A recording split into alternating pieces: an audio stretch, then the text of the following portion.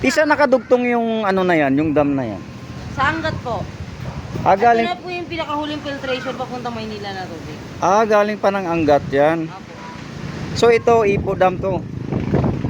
Ito pala yung Ipo Dam. Ito, ano. Ang Angat naman po, doon pa po sa dulo ng Bitbit. Saan yung...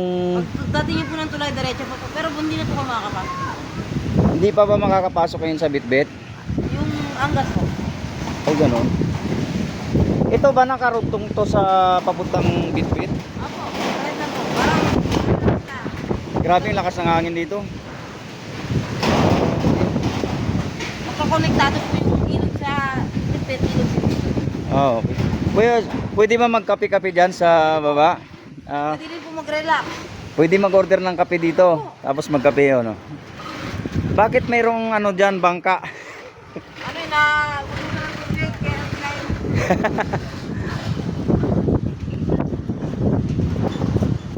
Ayan o. Anong gawin niyo po?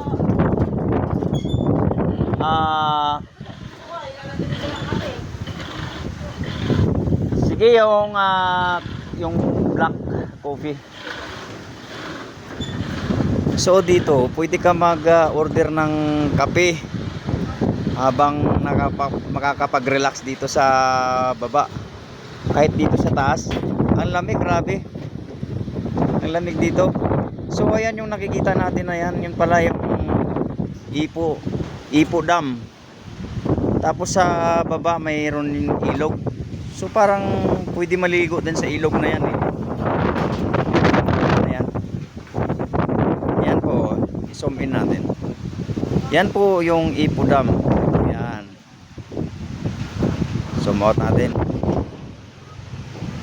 So kapag ganito palang araw, lalo na kapag holiday, Sabado, Linggo, marami palang mga motorista, mga riders ang dumadaan dito sa lugar na ito. Barangay San Mateo. Sakop pa ito ng Norsagaray. Grabe, ang ganda. Oo. Ang sarap pala dito. So marami mga rider dumadaan dito. Dito yan o, Madam Adventure Bulalwan, Parisan.